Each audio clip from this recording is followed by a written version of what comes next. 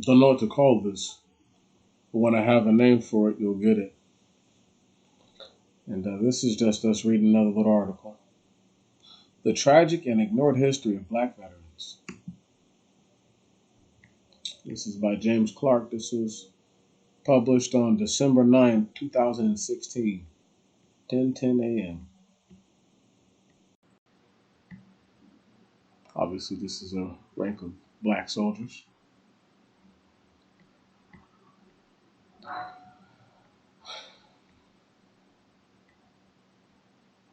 Just blow it up just a little bit.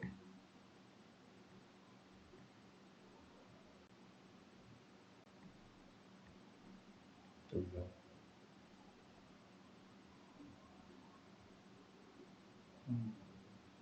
Maybe just a little bit smaller, I guess. There we go.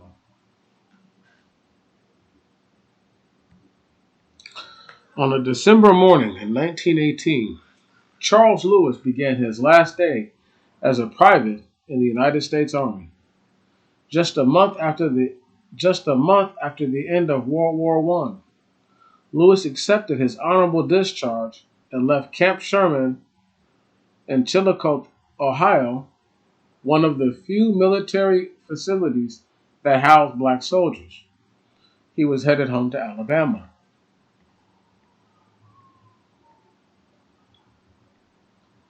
The next day he was killed. The next day he was dead, killed by a lynch mob in Fulton County, Kentucky.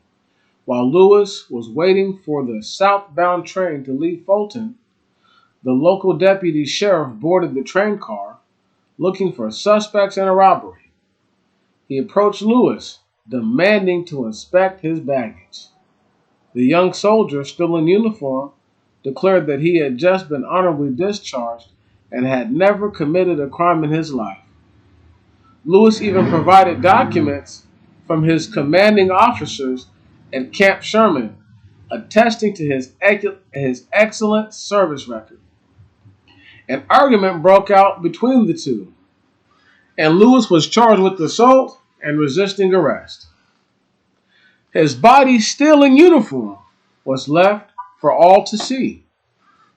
As Lewis was taken to the county jail in Hickman, Kentucky, news of the altercation spread. A mob, as many as 100 men, gathered outside the jail.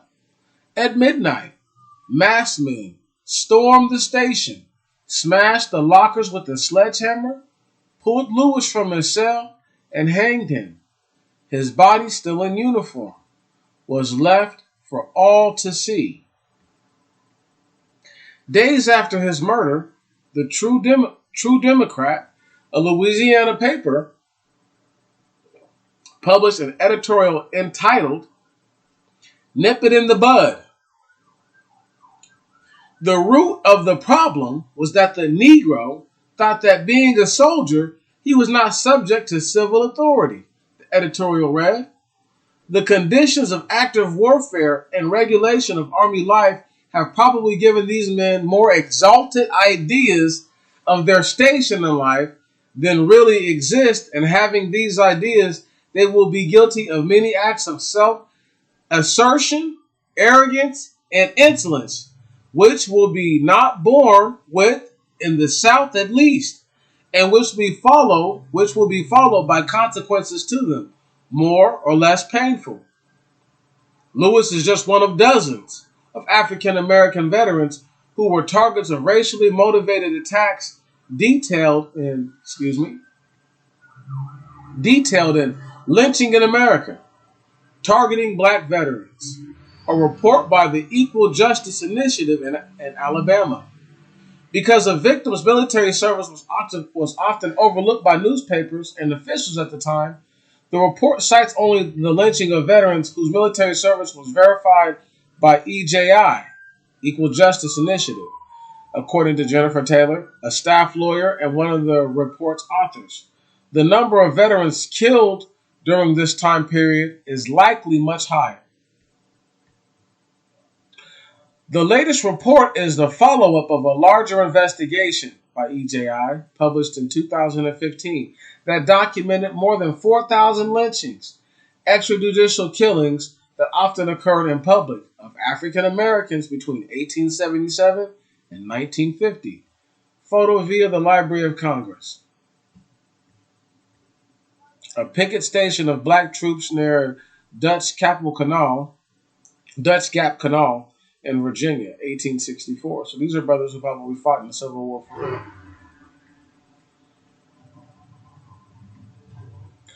The lynching of veterans served a particular purpose.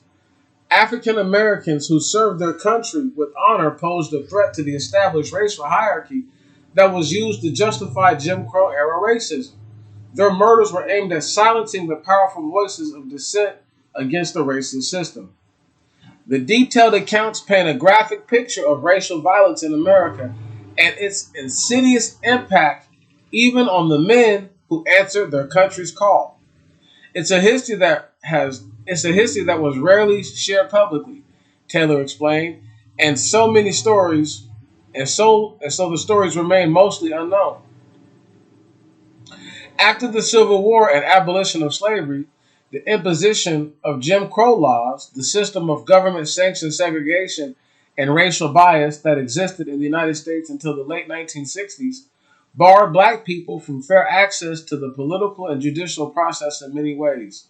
Between the end of the Civil War and the years after World War II, thousands of black veterans were accosted, assaulted, and attacked. Many were lynched in the hands of mobs and individuals acting under the cover of official authority. Now, not to cut into the article, but I just want y'all to understand that it failed to mention that they were deprived of being able to live a regular life. Just a regular life, just trying to survive. And the just trying to survive was made even harder, even though it's already hard enough to survive on anyone that's alive right now. Soldiers with the New York National Guard's 369th Infantry Regiment, popularly known as the Harlem Hellfighters. This unit was manned entirely by African American enlisted soldiers with both black and white officers. This dude right here, I don't know, he could be a white boy, he could just be a mixed breed, but you can tell he's not us, not all the way.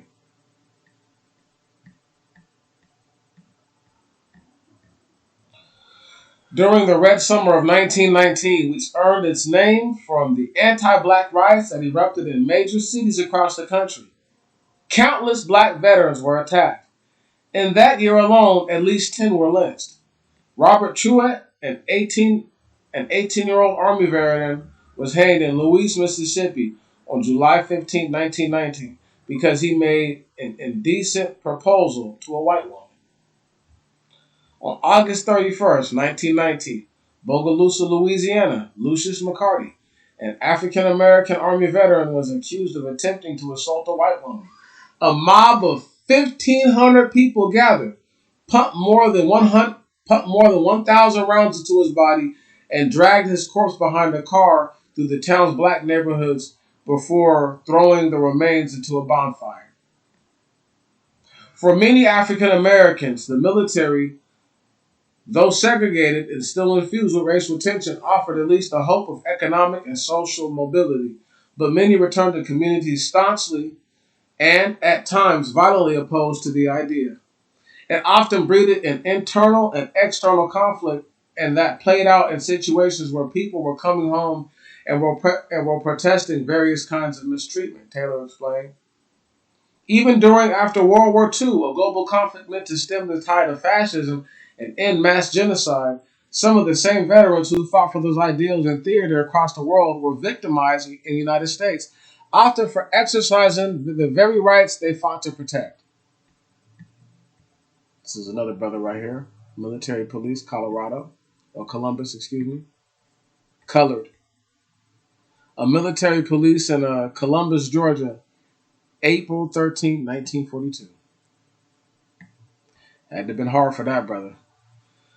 The veteran status was kind of an opportunity to get up-close exposure to the hypocrisies that had actually existed in the country, Taylor explained, pointing out that military service had a tendency to shape and impact the way African American veterans viewed racial hierarchies that existed in their own communities. They had to figure out Is that something I'm going to accept, or is it something I'm going to try to figure out how to continue to fight against? Right. Because how can you fight against so-called tyranny and then become home to be oppressed by tyrants? It doesn't even make sense. On February 8, 1946, Timothy Hood, an honorably discharged Marine, removed the Jim Crow sign from a trolley in Bessemer, Alabama. He was shot repeatedly by the trolley owner before being arrested. He died in the back of a police car. Less than a month later, J.C. Farmer, a black veteran, was waiting for a bus in Wilson, North Carolina on August 17, 1946, when he was ordered into a police officer's patrol car. When Farmer objected, the officer allegedly struck Farmer on the head. In the ensuing scuffle, the officer's gun went off, shooting its owner in the head. Within the hour, a mob had formed, and Farmer was dead. This is Sergeant John C. Clark, Staff Sergeant Ford M. Shaw cleaning their rifles in the Bayovac area along the East-West Trail in Bougainville in 1944. Life was different back then, y'all, but it's still the same. Just keep reading. In 1943, Massacre Snipes left his home in Butler, Georgia, to enlist in the Army. 2.5 years later, with an honorable discharge and $110 to his name, he returned to his family farm in Taylor County. With the war over, cotton, peanuts, and corn had become his mission, while farm tools replaced the arms and equipment he carried during his 6 months in the Pacific Theater. Snipes likely believed that having served his country, he should have the right to vote in it too. On July 17th, he was the only African American in racially segregated Taylor County to vote in the Democratic primary for governor. The next day, several white men in a pickup truck came to Snipes' house and shot him, before driving away unhindered 2 days after making history as the first and only African American in his county to cast a ballot. In that election, he died of his wounds. Fearing more attacks, his family fled, hastily burying his body under the cover of darkness. To this day, the exact location of his remains is unknown. The killing was listed as self-defense, though the family and historians have refuted that repeatedly, arguing that it was a lynching.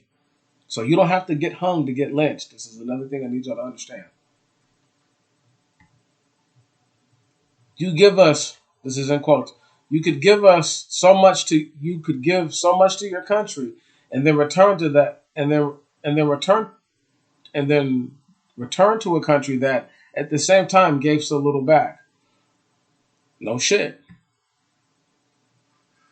You have a person like Massacre Snipes who understood the significance of fighting for equal rights and fighting for the rights of all people to enjoy the benefits of this country. Edward Dubois, a national board member with the National Association for the Advancement of Colored People, the NAACP, told Task and Purpose. For Dubois, a 21-year Army veteran who worked closely with the family of Snipes on efforts to launch a federal investigation of his death, the killing is particularly telling and deeply personal. A man was prepared to sacrifice his life, and for him to come back and be killed for engaging in something so sacred, the right to vote. For me as a veteran, standing on people's shoulders like Massacre Snipes, dealing with my own discrimination in the military, it was just very personal, DeBose said. You could give so much to your country and then return to a country that at the same time gave so little back. Today, on the walls of Taylor County Courthouse in Butler, Georgia, are 3 plaques honoring World War II veterans from the era. One reads, Whites. Another, where Snipes' name can be found, is labeled Colored. On the third, most recent plaque, Snipes appears again, listed among all of his brothers in arms, whatever their skin color. Let me just go ahead and tell y'all something. This is James Clark. This looks like a white dude, right? That's a white dude, right? Let's just pull up a picture. Let's make sure that it's him. Oh, not found. How fucking convenient. Anyway, a white dude did this article, right on.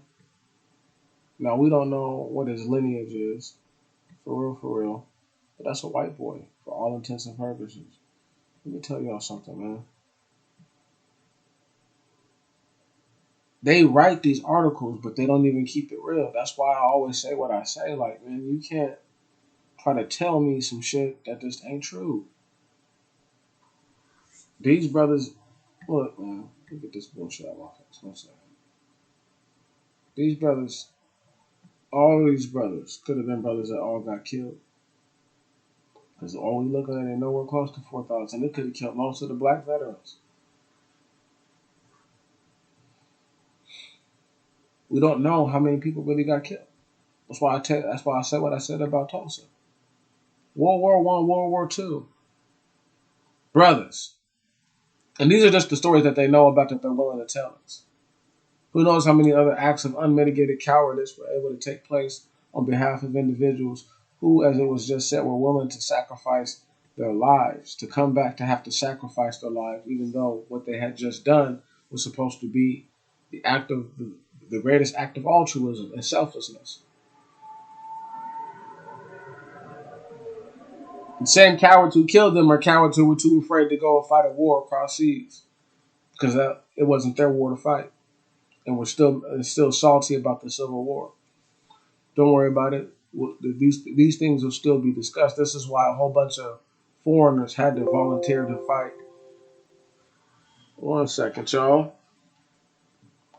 Battery running low. Got to save the show. Uh, why is this happening? Uh, there we go. So that's why a whole bunch of veterans who fought in World War II were actually so-called non-white Europeans,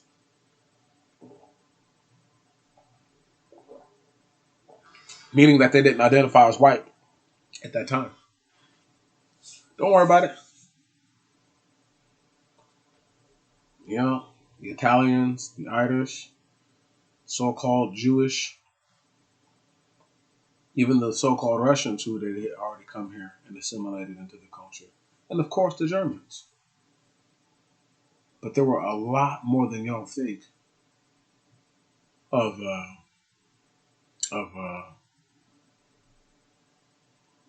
of DeLucas and stuff like that, right? Or Campbells and Taylors. There was a lot more white-skinned dudes like that who didn't want to be called white at the time, or wanted to be Irish, or wanted to be Italian, or whatever, who fought that war. Let's not get too carried away, but let's just talk about how it wasn't cats whose families fought in the Civil War who fought in the World War One and World War Two for the most part. And I'm just gonna leave it at that with them. But look at these brothers. Could you imagine 1864? Just 10 years later, hell, just right after the Civil War, Jim Crow kicks in. Could you imagine that? You don't even want to talk to no white woman. You just want to live your life. And yet them white folks don't want to leave you alone.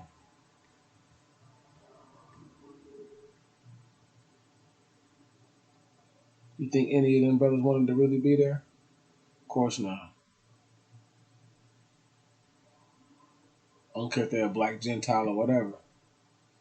Brother, yeah, brother Gentile, brother Afro man, right on. Don't even matter at that point because they all get treated the same at that point.